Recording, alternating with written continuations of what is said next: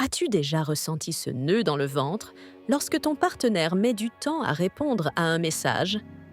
Ou cette sensation gênante en voyant qu'il ou elle a liké la photo de quelqu'un d'autre? T'es-tu surpris à fouiller ses réseaux sociaux, à chercher une preuve de tes soupçons, alors qu'il n'y a aucune raison réelle de douter? Si oui, respire. Tu n'es pas seul. La jalousie est une émotion humaine. Nous l'avons tous ressentie un jour.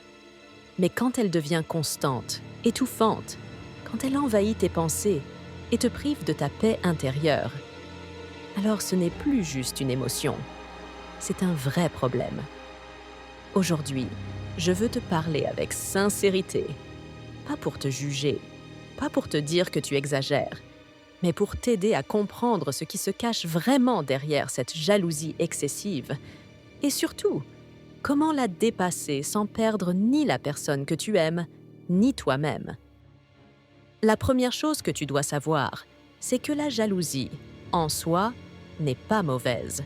Elle peut même avoir un rôle positif en nous incitant à chérir davantage la personne à nos côtés. Mais le problème commence quand la jalousie naît de la peur. Peur d'être trompé, peur de ne pas être assez bien, peur d'être abandonné. Et voici l'essentiel. Bien souvent, la source de cette jalousie ne se trouve pas chez l'autre. Elle est en nous, dans des blessures du passé, dans des insécurités non réglées, dans des expériences qui nous ont appris à attendre le pire, alors que ce que nous avons aujourd'hui est un amour sincère.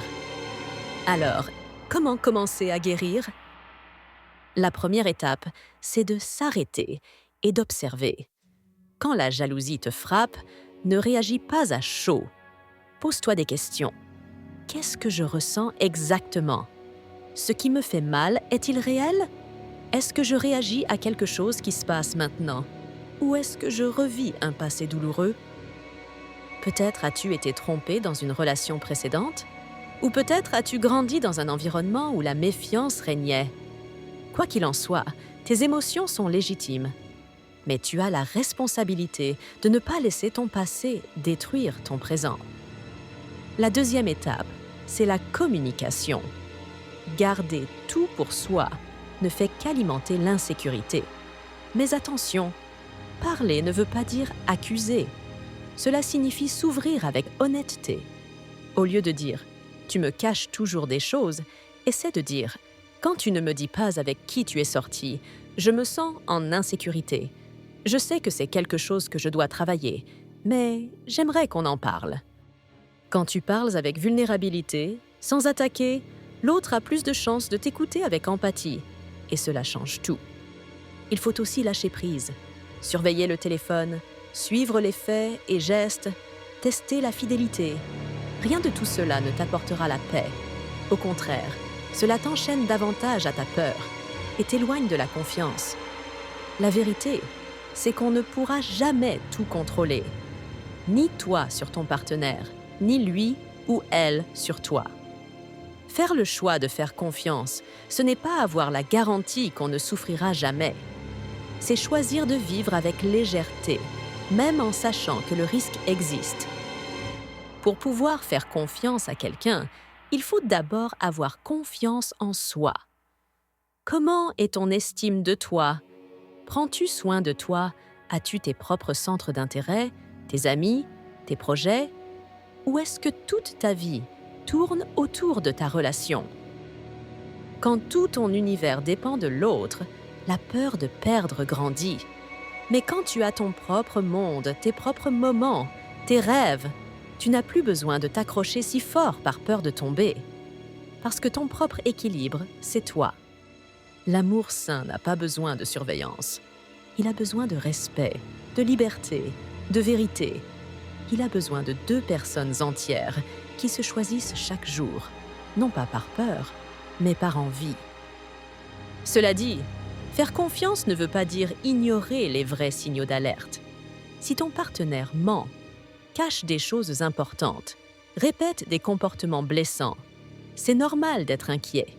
Là, il faut discuter sérieusement, poser des limites, ou même repenser la relation.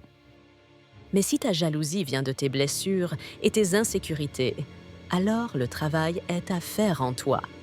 Ce n'est pas une punition, c'est une chance, une opportunité de grandir, de te renforcer, de te libérer de ces pensées qui t'emprisonnent. Tu mérites un amour léger, un amour où tu ne te couches pas avec la peur au ventre, un amour où tu respires en paix, sans imaginer sans cesse que tu vas être trompé. Tu mérites de faire confiance, et cela commence par toi. Peut-être que tu vis aujourd'hui avec un cœur serré, une tête pleine de doutes, mais sache que tu peux changer cette histoire, avec du courage, du soutien, de l'amour de toi. La jalousie n'a pas à être le maître de ta vie. Aimer, c'est faire confiance. Ne pas contrôler. Avoir la sécurité intérieure de savoir que si l'autre veut rester, il restera. Et si ce n'est pas le cas, tu restes entier, parce que tu ne t'abandonnes pas. Ne laisse pas la peur décider pour toi. Ne laisse pas la jalousie parler plus fort que l'amour. Tu peux choisir autrement.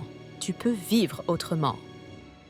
Fais-toi confiance, et le reste viendra avec le temps.